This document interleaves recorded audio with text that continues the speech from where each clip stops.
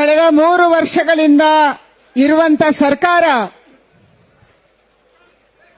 438 ದಿನಗಳಿಂದ ಹೋರಾಟ ಮಾಡ್ತಾ ಇರುವಂತ ರೈತರನ್ನ ಒಂದು ಬಾರಿನೂ ಮಾತಾಡಕ್ ಹೋಗಿಲ್ಲ. ಸಿದ್ದರಾಮಯ್ಯನವರ ನೇತೃತ್ವದ ಸರ್ಕಾರ ಇತ್ತು. ಈಗ ಡಿ.ಕೆ. ಶಿವಕುಮಾರ್ ಅವರ ನೇತೃತ್ವದ ಸರ್ಕಾರ. ಬೆಂಗಳೂರಿನ ಪಕ್ಕದಲ್ಲೇ ಬಿಡದಿಯಲ್ಲಿ ರೈತರು ಹೋರಾಟವನ್ನ ಮಾಡ್ತಾ ಇದ್ದಾರೆ. ಅವರ ನೋವೇನು, ಅವರ ಸಂಕಷ್ಟ ಏನು, ಅವರ ಅಭಿಪ್ರಾಯ ಏನು, ಅವರ ಭಾವನೆ ಏನು, ಇದನ್ನು ತಿಳ್ಕೊಳ್ಳುವಂತ ಗೋಜಿಗೂ ಕೂಡ ಸರ್ಕಾರ ಹೋಗಿಲ್ಲ.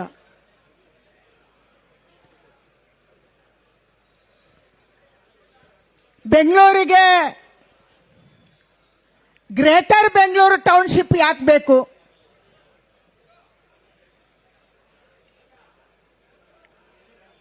ಇವತ್ತು ನಮ್ಮದೇ ಕ್ಷೇತ್ರದಲ್ಲಿ ಬನಶಂಕರಿ 6ನೇ ಸ್ಟೇಜ್ ಇದೆ, ಕೆಂಪೇಗೌಡ ಲೇಔಟ್ ಇದೆ, ವಿಶ್ವೇಶ್ವರಯ್ಯ ಲೇಔಟ್ ಇದೆ ಮತ್ತು ಶಿವರಾಮ್ ಕಾರಂತ್ ಬಡಾವಣೆ ಇದೆ. ನಾನು ಸರ್ಕಾರಕ್ಕೆ ಕೇಳಕ್ಕೆ ಇಚ್ಛೆ ಪಡ್ತೀನಿ, ಈ ಲೇಔಟ್ಗಳಲ್ಲಿ ಜನ ಬಂದಿದ್ದಾರಾ? ಈ ಲೇಔಟ್ಗಳಲ್ಲಿ ಮೂಲಭೂತ ಸೌಕರ್ಯವನ್ನ ನೀವು ಕೊಡುವಂತ ವ್ಯವಸ್ಥೆ ಮಾಡಿದೀರಾ? ಕೆಂಪೇಗೌಡ ಲೇಔಟ್ ಇನ್ನೂ ಅರ್ಧ ಬಾಕಿ ಇದೆ. ಬನಶಂಕರಿ 6th ಸ್ಟೇಜ್ ಅಲ್ಲಿ ಇನ್ನೂ ಅರ್ಧ ಬಾಕಿ ಇದೆ. ಜನ ಯಾಕೆ ಬರ್ತಿಲ್ಲ? ನೀವು ಸೈಟ್ ಅಲೋಕೇಶನ್ ಮಾಡಿದೀರಿ. ಆ ಜನ ಸೈಟ್ ತಗೊಂಡವರಿಗೆ ಇನ್ನೊಂದು ಮನೆ ಇದೆಯೋ ಇಲ್ಲೋ ಗೊತ್ತಿಲ್ಲ. ಇನ್ನೊಂದು ಮನೆ ಇಲ್ಲದೆ ಹೋದ್ರೆ ಅಲ್ಲಿ ಬರ್ತಾ ಇದ್ರು ಅವರು. ನೀವಲ್ಲಿ ಸರಿಯಾದ ರಸ್ತೆ ಮಾಡಿದ್ರೆ, ನೀವಲ್ಲಿ ನೀರು ಕೊಟ್ಟಿದ್ರೆ, ನೀವಲ್ಲಿ ವಿದ್ಯುತ್ ಲೈನ್ ಅನ್ನು ಹಾಕಿದ್ರೆ, ಅಲ್ಲಿ ಮೂಲಭೂತ ಸೌಕರ್ಯವನ್ನ ಕೊಟ್ಟಿದ್ರೆ ಜನ ಅಲ್ಲಿ ಬರ್ತಾ ಇದ್ರು. ಯಾವ ರೈತರು ಭೂಮಿಯನ್ನ ಕಳ್ಕೊಂಡಿದ್ದಾರೆ ಆ ರೈತರು ಇನ್ನೂ ಪರಿತಪಿಸ್ತಾ ಇದ್ದಾರೆ, ಇನ್ನೂ ಕೇಸನ್ನ ಫೈಟ್ ಮಾಡ್ತಾ ಇದ್ದಾರೆ. ಅಂದ್ರೆ ಯಾವ ಭೂಮಿ ಅತ್ಯಂತ ಫಲವತ್ತಾದಂತ ಭೂಮಿಯನ್ನ, ಅತ್ಯಂತ ವ್ಯಾಲ್ಯೂಯಬಲ್ ಭೂಮಿಯನ್ನ ನೀವು ಕೆಂಪೇಗೌಡ ಲೇಔಟ್ ಮತ್ತು ಇತರ ಲೇಔಟ್ಗೆ ಅಕ್ವಿಷನ್ ಮಾಡ್ಕೊಂಡ್ರಿ, ಅದಕ್ಕೆ ಮೂಲಭೂತ ಸೌಕರ್ಯ ಕೊಡಕ್ಕಾಗಿಲ್ಲ ಅಂತಂದ್ರೆ ಹೊಸದಾಗಿ ಗ್ರೇಟರ್ ಬೆಂಗಳೂರು ಟೌನ್ಶಿಪ್ ಯಾಕೆ ಮುಖ್ಯಮಂತ್ರಿಗಳೇ ಯಾಕೆ ಬೇಕು? ಗ್ರೇಟರ್ ಬೆಂಗಳೂರು ಟೌನ್ಶಿಪ್ ಯಾರಿಗಾಗಿ?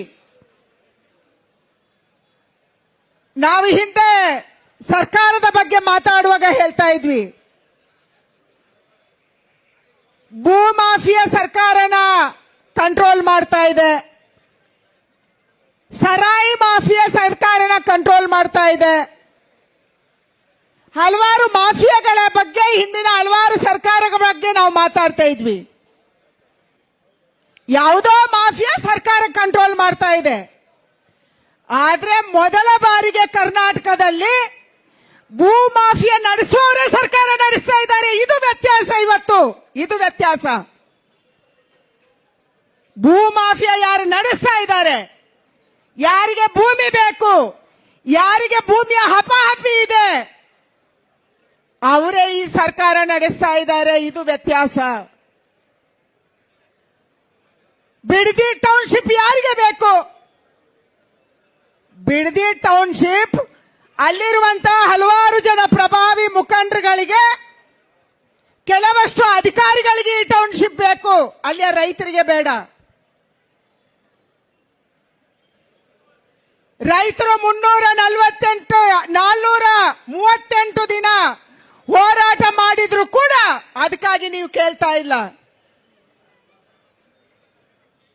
ಕರ್ನಾಟಕ ರಾಜ್ಯದಲ್ಲಿ ಎಲ್ಲೆಲ್ಲಿ ಭೂ ಅಕ್ವಿಷನ್ ಆಗಿದೆ, ಏನಾಗಿದೆ? ಇಲ್ಲಿ ಸಿದ್ದು ಸೌದಿ ಅವರು ಭಾಷಣ ಮಾಡಿದ್ರು, ಕೂತಿದ್ದಾರೆ. ಬಾಗಲಕೋಟೆ ಜಿಲ್ಲೆಯಿಂದ ಬಂದಂತವರು. ಯಾವ ಕೃಷ್ಣ ಮೇಲ್ದಂಡೆ ಯೋಜನೆಗೆ ಲ್ಯಾಂಡ್ ಅಕ್ವಿಷನ್ ಆಯಿತು, ಯಾವ ಕಬಿನಿಗೆ ಲ್ಯಾಂಡ್ ಅಕ್ವಿಷನ್ ಆಯಿತು, ಇವತ್ತಿಗೆ ಕೂಡ ಎಲ್ಲರಿಗೆ ಪರಿಹಾರ ನ್ಯಾಯಯುತವಾಗಿ ಸಿಕ್ಕಿಲ್ಲ. ಇವತ್ತು ಹೋರಾಟ ನಡೀತಿದೆ. ಎಷ್ಟು ವರ್ಷಗಳ ಯೋಜನೆ? ಎಲ್ಲೆಲ್ಲಿ ಲ್ಯಾಂಡ್ ಅಕ್ವಿಷನ್ ಆಗಿದೆ ನ್ಯಾಯಯುತವಾಗಿ ಪರಿಹಾರ ಕೊಡಕ್ಕೆ ಈ ಸರ್ಕಾರಕ್ಕೆ ಆಗ್ತಾ ಇಲ್ಲ. ಮತ್ತೆ ಹೊಸದಾಗಿ ಲ್ಯಾಂಡ್ ಅಕ್ವಿಷನ್ ಮಾಡು. ನೀವೇನ್ ಮಾಡ್ತಾ ಇದ್ದೀರಿ? ಈಗಾಗಲೇ 3 ಗ್ರಾಮಗಳಿಗೆ ಫೈನಲ್ ನೋಟಿಫಿಕೇಶನ್ ಹೊರಡಿಸಿದ್ದೀರಿ. ಬೈರಮಂಗಲ ಮತ್ತು ಸುತ್ತಮುತ್ತದ ಎಲ್ಲ ಹಳ್ಳಿಗಳಿಗೆ ನೀವು 25 ಹಳ್ಳಿಗಳಲ್ಲಿ ಸುಮಾರು 8,000 ಎಕರೆ ಜಮೀನನ್ನ ನೀವು ವಶಪಡಿಸಿಕೊಂತಾ ಇದ್ದೀರಿ. ಈ 8,000 ಹಳ್ಳಿಗಳಲ್ಲಿ ಜನ ರಾಗಿ ಬೆಳೀತಿದ್ದಾರೆ, ಹೊಟ್ಟೆಯ ಹಿಟ್ಟಿಗಾಗಿ. ಕಮರ್ಷಿಯಲ್ ಕ್ರಾಪ್ ಬೆಳೀತಾ ಇದ್ದಾರೆ, ಮಲ್ಟಿ ಕ್ರಾಪ್ ಬೆಳೀತಾ ಇದ್ದಾರೆ, ತೆಂಗು ಬೆಳೀತಾ ಇದ್ದಾರೆ, ರೇಷ್ಮೆ ಬೆಳೀತಾ ಇದ್ದಾರೆ, ಮಾವು ಬೆಳೀತಾ ಇದ್ದಾರೆ, ಕೆರೆಕಟ್ಟೆಗಳಿದಾವೆ, ನೀರಿನ ಸೋರ್ಸ್ ಇದೆ. ಇದೆಲ್ಲವನ್ನ ನೀವು ನಾಶ ಮಾಡಕ್ ಹೊರಟಿದ್ದೀರಿ. ಮತ್ತು ಈ 2 ಗ್ರಾಮ ಪಂಚಾಯಿತಿಗಳ ಕೆಲವು ಭಾಗ ಟೆರೈನ್ ಪ್ರದೇಶ ಇದೆ. ವಿಜ್ಞಾನಿಗಳು ಹೇಳ್ತಾರೆ ಈ ಟೆರೈನ್ ಪ್ರದೇಶದ ಕಾರಣಕ್ಕಾಗಿ ಬೆಂಗಳೂರಿನ ಸುತ್ತಮುತ್ತ ಮಳೆ ಬರುತ್ತೆ, ನೀರು ಶೇಖರಣೆ ಆಗುತ್ತೆ. ಈ ಭೂಮಿ ಫಲವತ್ತಾಗಿ ಇರೋದಕ್ಕೆ ಕಾರಣೀಕರ್ತ ಆಗಿದೆ ಅಂದ್ರೆ ಈ ಎಲ್ಲ ಭೂಮಿಯನ್ನ ನೀವು ನಾಶ ಮಾಡುವವರಿದ್ದೀರಿ, ಕಾಂಕ್ರೀಟ್ ಕಟ್ಟಡ ಮಾಡುವವರಿದ್ದೀರಿ. ಈಗಲೇ ಕರ್ನಾಟಕ ರಾಜ್ಯದಲ್ಲಿ ಬರಗಾಲ ಕಾಡ್ತಾ ಇದೆ. ನಾವು ಮಾಡಿರುವಂತ ತಪ್ಪಿನ ಕಾರಣಕ್ಕಾಗಿ, ಕಾಂಕ್ರೀಟ್ ಕಟ್ಟಡದ ಕಾರಣಕ್ಕಾಗಿ, ಭೂಮಿಯ ತಾಪಮಾನ ಹೆಚ್ಚಾಗಿರುವ ಕಾರಣಕ್ಕಾಗಿ ಇವತ್ತು ಪರಿಸರದಲ್ಲಿ ವ್ಯತ್ಯಾಸ ಆಗ್ತಾ ಇದೆ. ಮಳೆ ಬಂದ್ರೆ ಮಳೆನೇ ಬರುತ್ತೆ, ಮಳೆ ಬಂದಿಲ್ಲ ಅಂದ್ರೆ ಬರೋದೇ ಇಲ್ಲ. ಆ ಪರಿಸ್ಥಿತಿಗೆ ನಾವು ಬಂದಿದ್ದೀವಿ. ಗ್ರೇಟರ್ ಬೆಂಗಳೂರು ಟೌನ್ಶಿಪ್ ಯಾರಿಗೆ? ಮೂಲ ನಿವಾಸಿಗಳು ಯಾರು? ಮೂಲ ನಿವಾಸಿಗಳನ್ನ ಒಕ್ಕಲೆಬ್ಬಿಸಿ ಎಲ್ಲಿಂದ ಕರ್ಕೊಂಡು ಬಂದು ಅಲ್ಲಿ ನೀವು ಜಮೀನು ಕೊಟ್ಟು ಯಾರನ್ನು ಉದ್ಧಾರ ಮಾಡಕ್ ಹೊರಟಿದ್ದೀರಿ? ಬೆಂಗಳೂರಲ್ಲಿ ಜಮೀನು ಪಡ್ಕೊಂಡಂತವ್ರು ಯಾರು? ನೀವು ಸರ್ವೆ ಮಾಡಿದೀರಾ? ಮನೆ ಕೊಟ್ಟರೆ ಯಾರಿಗೆ ಕೊಡ್ತಾ ಇದ್ದೀರಿ? ನಾವು ಕೆಲವರನ್ನು ಒಕ್ಕಲೆಬ್ಸಿದ್ವಿ. ಮೊನ್ನೆ ಹೆಬ್ಬಾಳದಲ್ಲಿ ನಾವು ಹೋಗಿದ್ವಿ, ನಮ್ದ ಕ್ಷೇತ್ರದ ಹಲವಾರು ಭಾಗಕ್ಕೆ ಹೋದ್ವಿ. ಅಲ್ಲಿ ರೋಹಿಂಗ್ಯಾಗಳಿದ್ರು, ಬಾಂಗ್ಲಾದೇಶಿಗಳಿದ್ರು. ಇವರು ಬೇರೆ ದೇಶದಿಂದ ಬಂದಿದ್ದಾರೆ ಅಂತ ಹೇಳಿದ್ರೆ ಅವರನ್ನ ಅಧಿಕೃತ ಮಾಡಿ ಅವರಿಗೂ ಮನೆ ಕೊಡುವಂತ ಕೆಲಸವನ್ನ ಈ ಸರ್ಕಾರ ಮಾಡ್ತು. ಇವತ್ತು ಕರ್ನಾಟಕ ರಾಜ್ಯದ ಲ್ಯಾಂಡ್ ಅಕ್ವಿಷನ್, ರಿಹ್ಯಾಬಿಲಿಟೇಷನ್, LARR ಕಾನೂನು 2013ರಲ್ಲಿ ಏನು ಆಗಿದೆ, ನೀವು ಫೈನಲ್ ನೋಟಿಫಿಕೇಶನ್ ಹೊರಡಿಸಿದ ಮೇಲೆ ಜಮೀನು ಬಿಟ್ಟಿಲ್ಲ ಅಂದ್ರೆ ಅವನು ಜಮೀನನ್ನ ಅಕ್ರಮವಾಗಿ ಪಡೆದವನಾಗ್ತಾನೆ. ಎಂತ ದುರಂತ ನಮ್ದು ಕಾನೂನು. ಯಾರಾದ್ರೂ ರೈತ ಜಮೀನು ಕೊಡಲ್ಲ, ಕೊಟ್ಟಿಲ್ಲ ಅಂದ್ರೆ ಈ ಕಾನೂನು ಲಾಗು ಮಾಡ್ತಾರೆ. ಈ ಕಾನೂನು ಲಾಗು ಆದ್ಮೇಲೆ ಆ ಜಮೀನು ಅನಧಿಕೃತವಾಗಿ ರೈತನ ಹತ್ರ ಇದ್ದಂಗಾಗುತ್ತೆ.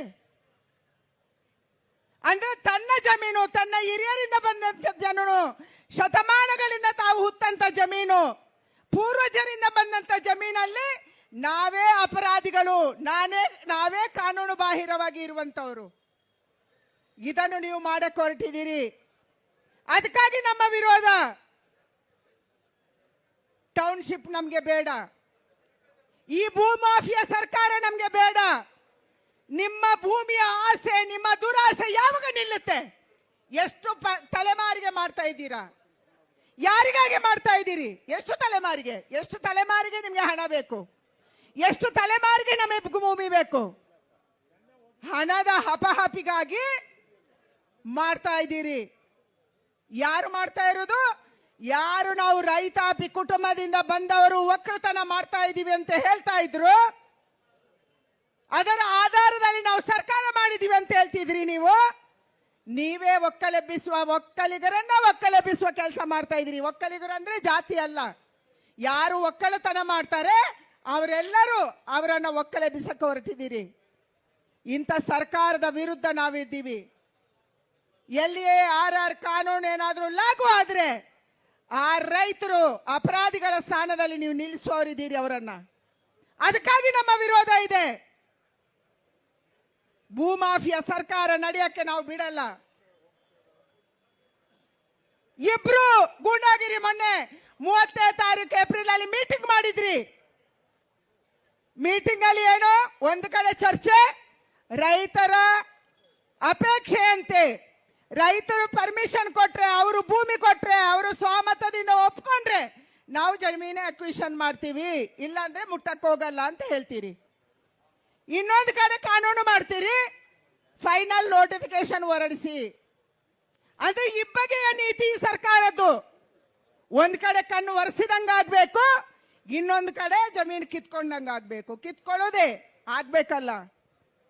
ಆ ರೀತಿಯ ಸರ್ಕಾರ ಇಲ್ಲಿ ನಡೀತಾ ಇದೆ. ಇಲ್ಲಿ ಭೂ ಮಾಫಿಯಾ ಸರ್ಕಾರ ಕೂತಿದೆ. ಈ ವಿಧಾನಸೌಧದಲ್ಲಿ ನ್ಯಾಯಯುತವಂತ ಸರ್ಕಾರ ಕೂತಿಲ್ಲ ಬಂಧುಗಳೇ. ರೈತರಿಗೆ ನ್ಯಾಯ ಕೊಡುವ ಸರ್ಕಾರ ಕೂತಿಲ್ಲ, ಜನಕ್ಕೆ ನ್ಯಾಯ ಕೊಡುವ ಸರ್ಕಾರ ಕೂತಿಲ್ಲ. ಈ ಸರ್ಕಾರ ಭೂ ಮಾಫಿಯಾದ ಪರವಾಗಿದೆ. ತಾನೇ ಭೂ ಮಾಫಿಯಾ ನಡೆಸುವಂತ ಸರ್ಕಾರ ಇಲ್ಲಿ ಕೂತಿದೆ. ಮಹಿಳಾ ವಿರೋಧಿ ಸರ್ಕಾರ. ಕೇಸ್ ಹಾಕಿದ್ರಿ ನೀವು. ಯಾರ ವಿರುದ್ಧ ಕೇಸು? ಯಾರು ಹೋರಾಟ ಮಾಡ್ತಾರೆ ಅವರ ವಿರುದ್ಧ ಕೇಸು. ಯಾರ ಅಧಿಕಾರಿಗಳಿಗೆ ಹೆದರಿಸಿ ಓಡಿಸಿದ್ರೆ ಅವರ ವಿರುದ್ಧ ಕೇಸು. ಆದ್ರೆ ಯಾವ ಆಳಂದದಲ್ಲಿ ಕೇಸ್ ಆಯ್ತು, ನಮ್ಮ ಶಿವನಿಗೆ ಅಪಮಾನಕ್ಕೆ ಮಾಡಕ್ಕೆ ಹೊರಟಿದ್ರು ಅವರ ಕೇಸು ವಾಪಸ್ ತಗೊಂಡ್ರಿ. ಯಾವ ಡಿಜೆ ಅಲ್ಲಿ ಕೆಜೆ ಅಲ್ಲಿ ಪೊಲೀಸ್ ಸ್ಟೇಷನ್ ಸುಟ್ರು ಆ ಕೇಸು ವಾಪಸ್ ತಗೊಂಡ್ರಿ. ಇಲ್ಲಿ ಹುಬ್ಬಳ್ಳಿಯ ಶಾಸಕರು ಕೂತಿದ್ದಾರೆ, ಹುಬ್ಬಳ್ಳಿಯ ಪೊಲೀಸ್ ಸ್ಟೇಷನ್ ಅನ್ನ ಸುಡಕ್ಕೆ ಹೊರಟ್ರು, ಆ ಕೇಸನ್ನು ವಾಪಸ್ ತಗೊಂಡ್ರಿ. ಒಂದು ಕಡೆ ದೇಶ ವಿರೋಧಿಗಳ, ದೇಶಕ್ಕೆ ವಿರೋಧ ಮಾಡುವವರ, ಕಾನೂನು ವಿರೋಧಿಗಳ, ಪಾಕಿಸ್ತಾನ ಜಿಂದಾಬಾದ್ ಅಂತ ಹೇಳಿದವರ ಕೇಸ್ಗಳನ್ನ ವಾಪಸ್ ತಗೊಂತೀರಿ. ಇನ್ನೊಂದು ಕಡೆ ರೈತರ ಮೇಲೆ ಯಾರು ನಮ್ಗೆ ಅನ್ನ ಕೊಡ್ತಾರೆ, ಯಾರು ನಮ್ಗೆ ಹಾಲು ಕೊಡ್ತಾರೆ, ಯಾರು ನಮ್ಗೆ ತರಕಾರಿ ಕೊಡ್ತಾರೆ, ಯಾರು ನಮ್ಗೆ ಹಣ್ಣು ಕೊಡ್ತಾರೆ ಅವರ ಮೇಲೆ ಕೇಸ್ ಹಾಕಕ್ಕೆ ಹೊರಟಿದ್ದೀರಿ. ಯಾವ ಸರ್ಕಾರ ಇದು? ಯಾವ ರೀತಿಯ ಸರ್ಕಾರ ಇದು? ಅದಕ್ಕಾಗಿ ರೈತ ವಿರೋಧಿ ಸರ್ಕಾರ. ಈ ಕೂಗು ಇವತ್ತು ಕೇವಲ ಇಲ್ಲಲ್ಲ, ಇಡೀ ರಾಜ್ಯದಲ್ಲಿ ಮೊಳಗಬೇಕು. ಬರ ಬಂದ್ರೆ ನೀವು ಹೋಗಲ್ಲ, ನೆರೆ ಬಂದ್ರೆ ನೀವು ಹೋಗಲ್ಲ, ಬರಕ್ಕೆ ಪರಿಹಾರ ಕೊಡಲ್ಲ, ನೆರೆಗೆ ಪರಿಹಾರ ಕೊಡಲ್ಲ.